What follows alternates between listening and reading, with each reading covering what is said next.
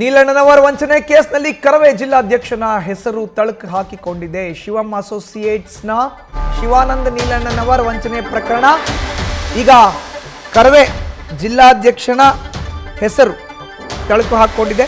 ಶಿವಂ ಅಸೋಸಿಯೇಟ್ಸ್ನ ಶಿವಾನಂದ ನೀಲಣ್ಣನವರ ವಂಚನೆ ಪ್ರಕರಣದಲ್ಲಿ ಬೆಳಗಾವಿ ಕರವೇ ಜಿಲ್ಲಾಧ್ಯಕ್ಷ ಅಭಿಲಾಷ್ ಹೆಸರು ತಳುಕು ಹಾಕಿಕೊಂಡಿದೆ. ನೀಲಣ್ಣನವರ ಕಡೆಯಿಂದ ಐಷಾರಾಮಿ ಕಾರ್ನ ಗಿಫ್ಟ್ ಪಡೆದಿದ್ದ ಅಭಿಲಾಷ್ 1.5 ಕೋಟಿ ರೂಪಾಯಿ ಮೌಲ್ಯದ ಕಾರ್ನ ಅಭಿಲಾಷ್ ಗಿಫ್ಟ್ ಪಡ್ಕೊಂಡಿದ್ದ.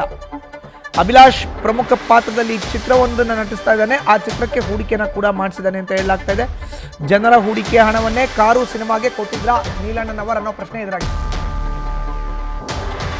ಹೆಚ್ಚಿನ ಮಾಹಿತಿ ನೀಡ್ತಾರೆ ನಮ್ಮ ಪ್ರತಿನಿಧಿ ಶ್ರೀಕಾಂತ್. ಈಗ ನೇರ ಸಂಪರ್ಕಕ್ಕೆ ಜಾಯ್ನ್ ಆಗಿದ್ದಾರೆ. ಶ್ರೀಕಾಂತ್, ಈಗ ಕರವೇ ಜಿಲ್ಲಾಧ್ಯಕ್ಷನ ಹೆಸರು ನೀಲಣ್ಣನವರ ವಂಚನೆ ಪ್ರಕರಣದಲ್ಲಿ ತಳುಕು ಹಾಕೊಂಡಿದೆ. ಹಾಗಾದ್ರೆ ಈಗ ಕರವೇ ಜಿಲ್ಲಾಧ್ಯಕ್ಷನೂ ಕೂಡ ಈ ಒಂದು ಅಕ್ರಮದಲ್ಲಿ ಭಾಗಿಯಾಗಿರುವಂತಹ ಶಂಕೆನ ನೋಟಿಸನ್ನ ಕೂಡ ನೀಡಲಾಗಿದೆ ಅನ್ನೋ ಮಾಹಿತಿ ಸಿಗ್ತಾ ಇದೆ.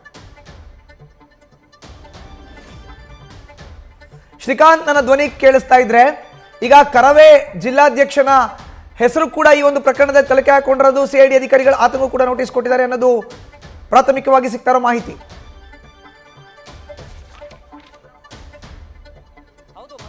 ಬಹುಕೋಟಿ ವಂಚನೆಗೆ ಸಂಬಂಧಪಟ್ಟಂತೆ ಶಿವಾನಂದ್ ನೀಲಣ್ಣನವರು ಏನಿದ್ದಾನೆ ಆತನನ್ನು ಈಗಾಗಲೇ ಏನಂತಂದರೆ ಬೆಳಗಾವಿ ಪೊಲೀಸರು ವಶಕ್ಕೆ ಪಡೆದು ಏನಂತಂದರೆ ವಿಚಾರಣೆ ಮಾಡಿ ಕೋರ್ಟಿಗೆ ಹಾಜರುಪಡಿಸಿದಂಥ ಸಂದರ್ಭದಲ್ಲಿ ಬೆಳಗಾವಿಯ ಕೋರ್ಟ್ ಏನಂತಂದರೆ CIDಗೆ ಈ ಪ್ರಕರಣವನ್ನು ವರ್ಗಾವಣೆ ಮಾಡಿರುವಂಥದ್ದು. ಪ್ರಮುಖವಾಗಿ ಇದು 5 ಕೋಟಿಗೂ ಅಧಿಕ ಅಮೌಂಟ್ ಇರೋದ್ರಿಂದ ಸಹಜವಾಗಿ ಅದನ್ನು CIDಗೆ ಹಸ್ತಾಂತರ ಮಾಡಿರುವಂಥದ್ದು. ಈಗಾಗಲೇ CID ಪೊಲೀಸರು ಶಿವಾನಂದ ನೀಲಣ್ಣನವರನ್ನು ಬೆಳಗಾವಿಯಿಂದ ಬೆಂಗಳೂರಿಗೆ ಕರೆದುಕೊಂಡು ಹೋಗಿ ವಿಚಾರಣೆಯನ್ನು ನಡೆಸ್ತಾ ಇದ್ದಾರೆ. ವಿಚಾರಣೆ ಸಂದರ್ಭದಲ್ಲಿ ಈ ಜನರಿಂದ ಹೂಡಿಕೆ ಆದಂಥ ಕೋಟ್ಯಾಂತರ ರೂಪಾಯಿ ಹಣವನ್ನು ಆತ ಎಲ್ಲಿ ಹೂಡಿಕೆ ಮಾಡಿದ್ದಾನೆ ಅನ್ನೋ ಸಂಪೂರ್ಣವಾದಂಥ ಮಾಹಿತಿಯನ್ನು ಆತನಿಂದ ಕಲೆ ಹಾಕ್ತಾ ಇದ್ದಾರೆ. ಅದರಲ್ಲಿ ಪ್ರಮುಖವಾಗಿ ಒಂದೊಂದೇ ವಿಚಾರಗಳನ್ನು ಆತ ಬಾಯಿ ಬಿಡ್ತಾರೆ. ಒಂದು ಕಡೆ ಏನಂತಂದರೆ ಆತ ಈ ಏನು ಆನ್ಲೈನ್ ಟ್ರೇಡಿಂಗ್ ಏನಿದೆ ಅಲ್ಲಿ ಹೂಡಿಕೆ ಮಾಡಿರೋದಾಗಿ, ಮತ್ತೊಂದು ಕಡೆ ಏನಂತಂದರೆ ರಿಯಲ್ ಎಸ್ಟೇಟ್ನಲ್ಲಿ ಹೂಡಿಕೆ ಮಾಡಿರೋದಾಗಿ ಹೇಳಿದ್ದಾನೆ. ಇದ್ರ ಜೊತೆಗೆ ಏನಂತಂದರೆ ಇನ್ನೊಂದು ವಿಚಾರವನ್ನು ಆತ ಬಾಯಿ ಬಿಟ್ಟಿರುವಂಥದ್ದು. ಪ್ರಮುಖವಾಗಿ ಏನಂತಂದರೆ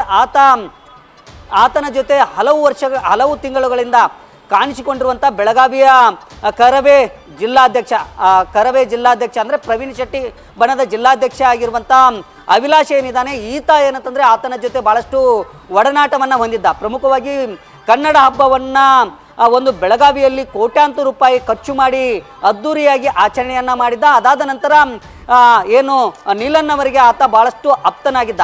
ಅಂಥ ಸಂದರ್ಭದಲ್ಲಿ ಆತನಿಗೆ ಏನಂತಂದರೆ 1.5 ಕೋಟಿ ರೂಪಾಯಿ ಮೌಲ್ಯದ ಒಂದು ಕಾರನ್ನು ಗಿಫ್ಟ್ ನೀಡಿರೋದಾಗಿ ನೀಲಣ್ಣನವರು ಏನು ಒಪ್ಪಿಕೊಂಡಿದ್ದಾರೆ. ಅದಕ್ಕೆ ಸಂಬಂಧಪಟ್ಟಂತೆ ಈಗಾಗಲೇ ಏನಂತಂದರೆ ಅಭಿಲಾಷನಿಗೆ ನೋಟಿಸನ್ನು ಜಾರಿ ಮಾಡಿದ್ದಾರೆ, ನೋಟಿಸನ್ನು ನೀಡಿದ್ದಾರೆ. ಆದರೆ ಆತ ಹಾಜರಾಗದೇ ಇದ್ದಂಥ ಸಂದರ್ಭದಲ್ಲಿ ಆತನನ್ನು ಬಂಧಿಸುವಂಥ ಸಾಧ್ಯತೆ ಇದೆ.